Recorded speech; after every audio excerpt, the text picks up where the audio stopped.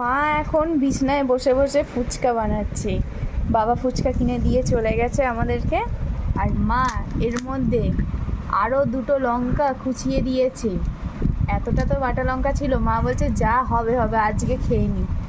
দুটো না একটা দিচ্ছি। একটা লঙ্কা কুচিয়ে দিয়েছে।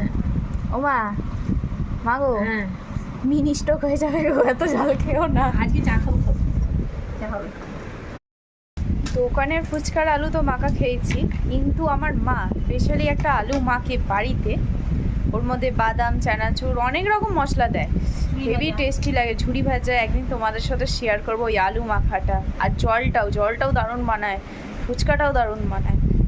ইনি একটা ফুচকার দোকান খুলছে না কেন আমি শুধু ভাবছি। করবো করে তো বাবার অফিসের সামনে।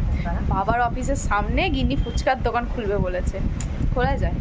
এই ফুচকা নিয়ে নিয়েছি, এই জল চুবু চুবু করে নিই।